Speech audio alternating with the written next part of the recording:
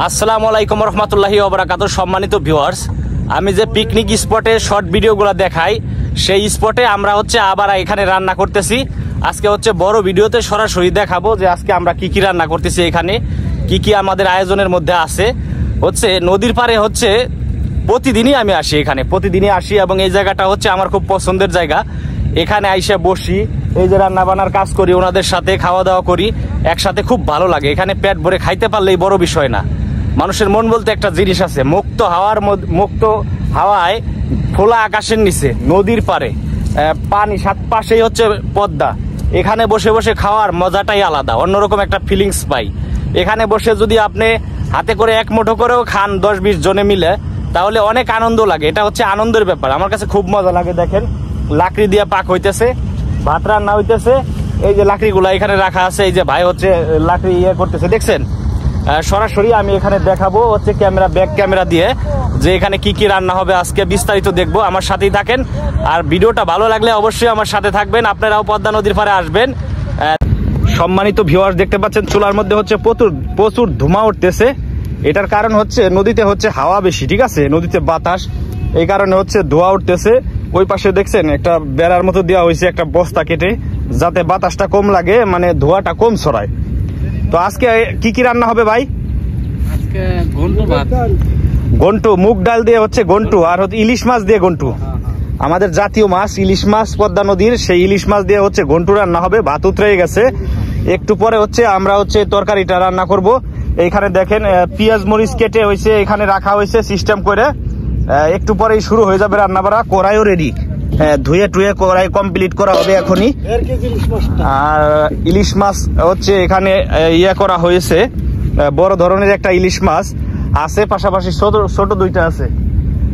ইলিশ মাছটা এখন কাটতেছে ওইদিকে, এখন ইলিশ মাছটা এই জন্য দেখাচ্ছি না। ইলিশ মাছটা কাটতেছে, কাটা হইলে এখানে দেখাবো ইনশাল্লাহ। দেখেন আসলে ভাত রান্না মাটির চুলায় নদীর পাড়ে খোলা আকাশের নিচে মুক্ত হাওয়ায়, যে একটা সৌন্দর্য, এই জিনিসটাই আমার কাছে সব থেকে ভালো লাগতেছে, যে এই খোলা আকাশের নিচে বসে বসে রান্না করা, তারপরে সবাই মিলে একসাথে মুক্ত হাওয়ায় বসে খাওয়া। এটা অনেক সুন্দর একটা মানে পরিবেশ। পাশাপাশি আমার কাছে খুব এনজয় লাগে এই জিনিসটা, যে নদীর পাড়ে সবাই মিলে একসাথে খাওয়া। অনেক মানুষ চলেন এখন ইলিশ মাছ কাটাটা দেখাই। প্রিয় সম্মানিত ভিউয়ার্স, দেখতে পাচ্ছেন পদ্মা নদীর পাড়ে বসে এখানে ইলিশ মাছ কাটা হচ্ছে। এই যে ডাইরেক্ট ইলিশ মাছ কাটা হচ্ছে, দেখছেন, নদীর ইলিশ, পদ্মা নদীর। ভাই এটা পদ্মার মাছ না?